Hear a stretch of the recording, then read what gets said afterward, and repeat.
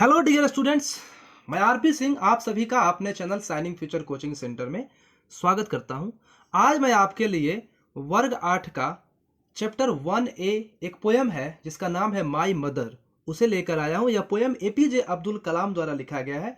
यह poem CBSE board में भी वर्ग 8 में दिया गया है। तो सीबीएसई बोर्ड वाले और जैक बोर्ड वाले, जेसीईआरटी बोर्ड वाले सभी के लिए वीडियो काफ़ी फायदेमंद है। वीडियो को स्किप मत करिएगा, वीडियो को अंत तक देखिएगा। आपको पूरा पोयम समझाया जाएगा और उसके बाद जो भी आने वाले एग्जाम्स में, बोर्ड एग्जाम्स में जो क्वेश्चंस पूछे जाते हैं इस प्रश्न पाठ से रिलेटेड, उन क्वेश्चंस को भी दिया गया है और काफ़ी अच्छे ढंग से आपको क्वेश्चन भी समझाए गए हैं। तो वीडियो को स्किप मत करिएगा और हाँ, चैनल को सब्सक्राइब करना ना भूलिएगा। चलिए वीडियो में आगे बढ़ते हैं। द फर्स्ट लाइन इज कि sea waves golden and pilgrims faith Rameswaram mosque street all merge into one my mother. समुद्र की तरंगे, सुनहरे बालू और तीर्थ स्थल जो है रामेश्वरम, इन सबको मिला के मेरी माँ का निर्माण हुआ है। You come to me like heaven's caring arms. आप मेरे लिए स्वर्ग की बाहों के जैसी हैं। कैसी? स्वर्ग की बाहों के जैसी हैं। I remember the war day when life was challenge and toil. मुझे याद है युद्ध का वह समय जब जो जीवन था बहुत ही चुनौती भरा था। Miles to walk hours before sunrise. सूर्योदय के पहले घंटों पैदल चलना। Walking to take lessons from the saintly teacher near the temple. और वहां से पैदल चल के जाना कहाँ? मंदिर के नजदीक। मंदिर के नजदीक एक टीचर थे जो कि सन्यासी थे। उस सन्यासी टीचर के पास जाकर पढ़ाई करना। Again miles to the Arab teaching school. वहां से फिर मीलों चलकर अरबी पढ़ने अरब टीचिंग स्कूल में जाना। Climb sandy hills to railway station road. और जो रेलवे स्टेशन रोड का sandy hills, climb sandy hills to railway station road मतलब कि जो रेलवे स्टेशन रोड की रेतीली पहाड़ियाँ था उन पे चढ़ना। Collect distribute newspapers to temple citizens. और जो मंदिर से नज़दीक के लोग थे उनको न्यूज़पेपर पहुंचाना। फ्यू आवर्स आफ्टर सनराइज, सूर्योदय के कुछ घंटों के बाद गोइंग टू स्कूल जाना। इवनिंग बिजनेस टाइम, शाम को फिर पेपर बांटा करते थे तो इवनिंग में बिजनेस टाइम हो गया। बिफोर स्टडी एट नाइट, और रात में फिर पढ़ाई करना। All the span of a young boy, एक कम उम्र के लड़के के लिए ये सभी दर्द। My mother you transform into pious and strength. इन सभी दर्द को आपने शक्ति में बदल दिया। क्या में बदल दिया? शक्ति में बदल दिया। पायस का मतलब होता है पवित्र। पायस का मतलब पवित्र।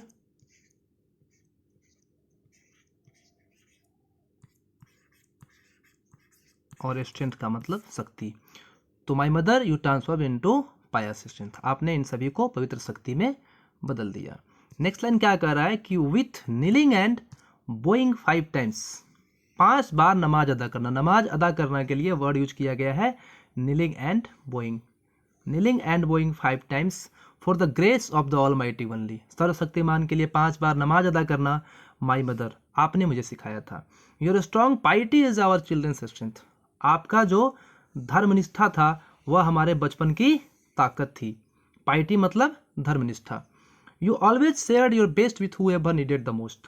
जिस किसी को भी जरूरत हुई उसके लिए आपने अपना सब कुछ दिया, सर्वस्व दिया।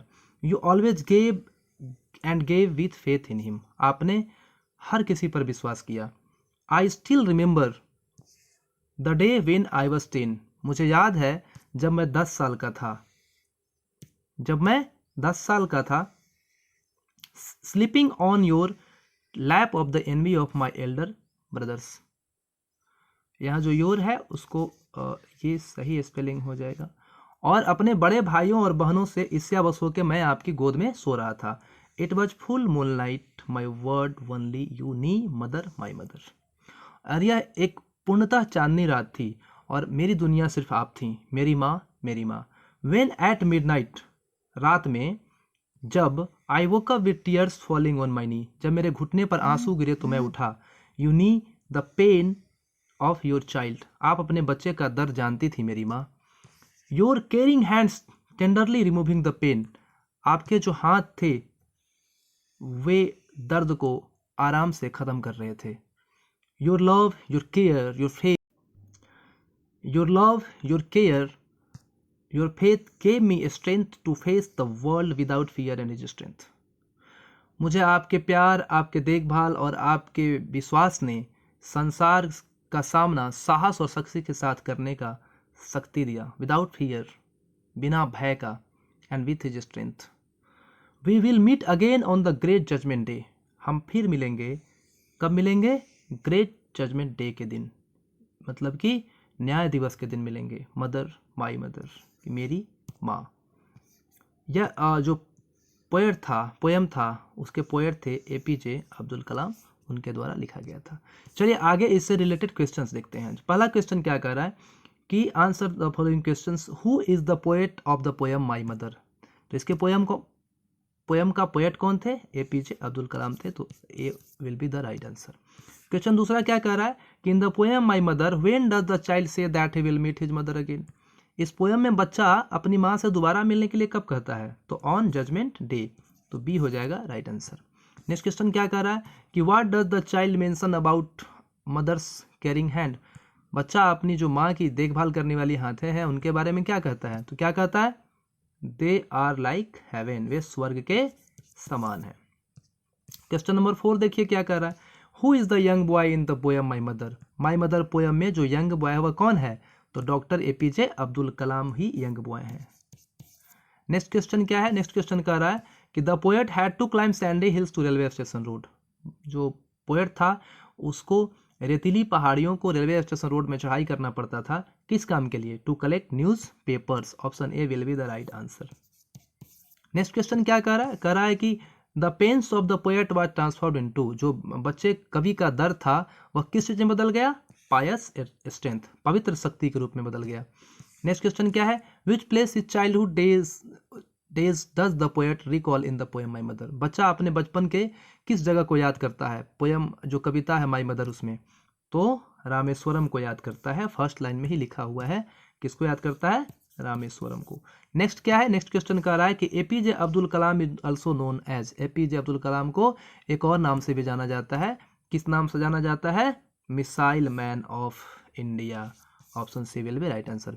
वीडियो में बने रहने के लिए आप सभी का धन्यवाद। पुनः आपसे एक रिक्वेस्ट कर रहा हूं कि हमारे channel shining future coaching centre को सब्सक्राइब जरूर कर लीजिएगा, वीडियो को शेयर करिएगा, लाइक करिएगा, कमेंट करिएगा। Thank you very much.